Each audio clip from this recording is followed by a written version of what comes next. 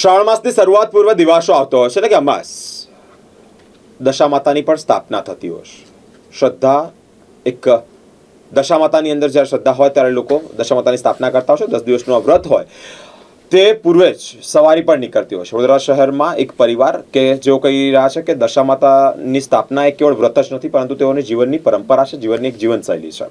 દેવી પૂજક પરિવાર દ્વારા છેલ્લા ઘણા વર્ષોથી દશા માતાની સ્થાપના થાય છે.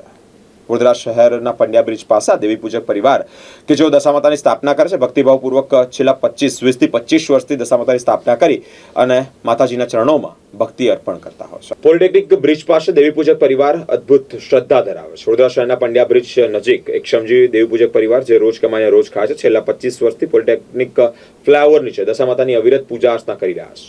દશા માતાનું વ્રત આવતા એક પરંપરા નથી, પરંતુ જીવનશૈલીનું એક અભિન્ન અંગ છે.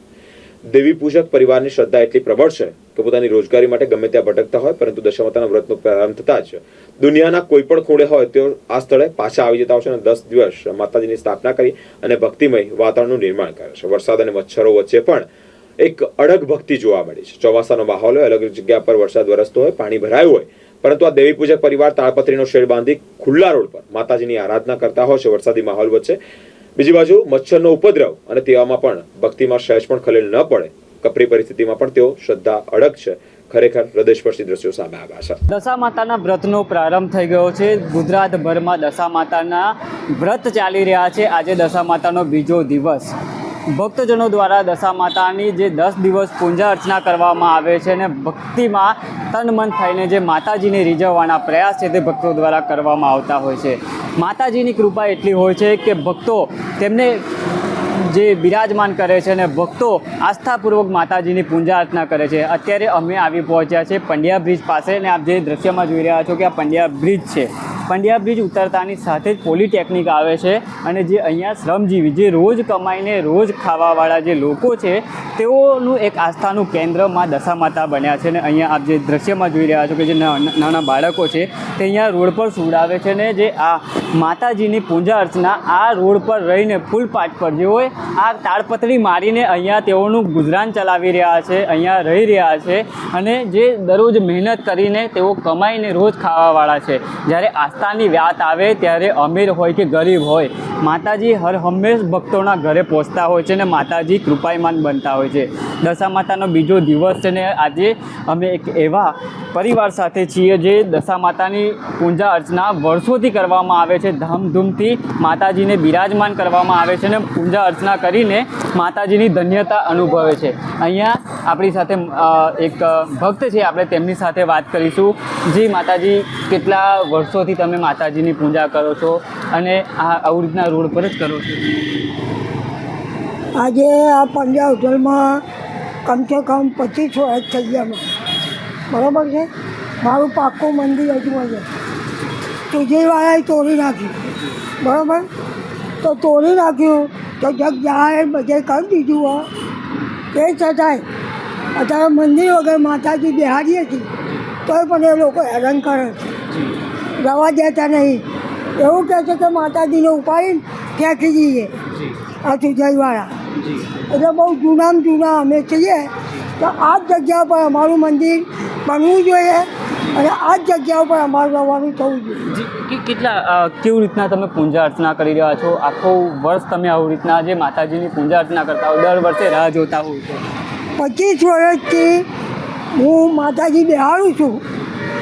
મારી જેટલી શક્તિ એટલી ભક્તિ એટલું હું કરું છું. બરાબર છે. પણ હજી છે સુધઈવાળા બહુ હેરાન કરે. શું નામ છે તમારું? મારું નામ ચકીબેન.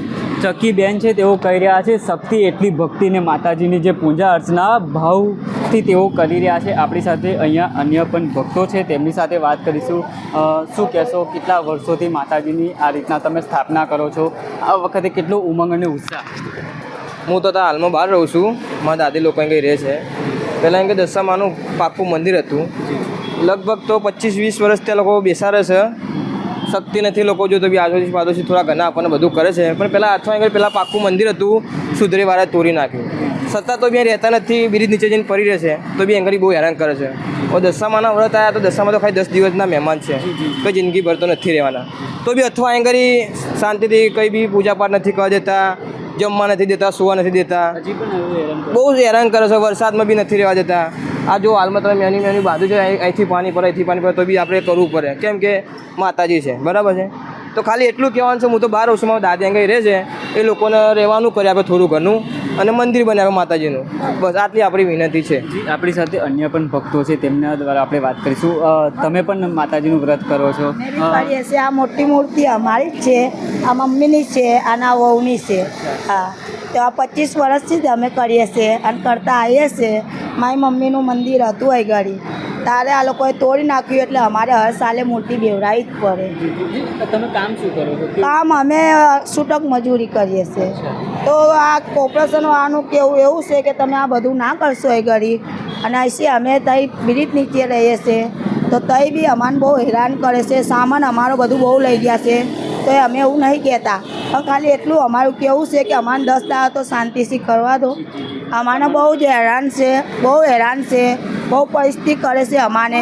સાહેબને એવું કહીએ છીએ, એટલી વિનંતી કરીએ છીએ કે તમે અમાને નાનું મોટું કંઈ રહેવાનું બતાવો, તો અમે 1 વર્ષમાં એકવાર આ ઘડી આવશું માતાજીનું કરવા, પછી અમે જતા રહીએ. અહીંયા પહેલા મંદિર હતું. મંદિર હતું, આ કોર્પોરેશનવાળાએ તોડ નાખ્યું. 25 વર્ષ થાય. આ જ જગ્યા જે છે ને, આ દશામાં બે મોટે ત્યાં જ મંદિર હતું. આવડું મોટું મંદિર હતું, આવડું ને આવડું જ મંદિર હતું. તો આ લોકોને, હા, તો આ લોકોને અમે એવું કીધું કે તમને મંદિર શું નડે છે, તો એ લોકોએ અમારી એકની બે ના સુની, અને એ લોકોએ તોડી નાખ્યું. રોડ રસ્તાને લઈને કંઈ હટાવ્યું છે મંદિરને? એ ખબર ને એ લોકોએ કેમ તોડ નાખ્યું. પછી અહીંથી લઈને આટલે ઊંધી આ જગ્યા છે, એટલે તો બહાર ઓટલો બનાવેલો હતો માતાજીનો, મોટો દૈસા મદ્દર આટલો ઓટલો હતો, એ બધું આ લોકોએ તોડી નાખ્યું. તો અમારે કશું સાહેબને કહેવાનું નથી કે સાહેબ અમારી વ્યવસ્થા કરો, અને મહેરબાની કરી માતાજીની કૃપાથી તમારે સુખી રહો, બીજાએ સુખી રહો, પણ માતાની કૃપા તમે ના કરો, વિનંતી ના કરશો, હેરાન ના કરશો. તમારી આટલી અમે વિનંતી માંગીએ છીએ કે 10 દિવસ અમને સારી રીતે કરવા દો.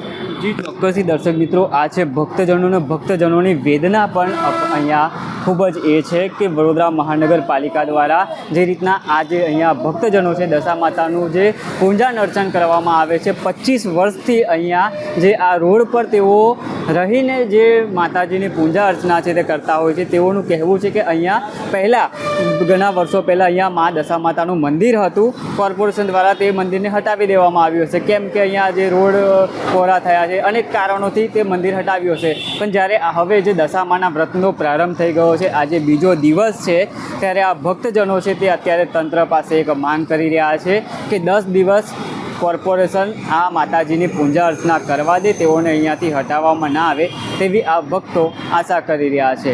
મા દશા માતા સૌનું ભલું કરે, બસ આ લોકોનું પણ જે માંગ છે તે સ્વીકારે તંત્ર, અને 10 દિવસથી આ માતાજીની પૂજા અર્ચના ધૂમધામથી દિલો હૃદયથી આ લોકો પૂર્ણ કરે, તેવી અમે પણ આશા કરી રહ્યા છે. કેમેરામેન રાજ દુબે સાથે હું રવિ સિંદાસ, પાક ટુડે ન્યૂઝ, વડોદરા.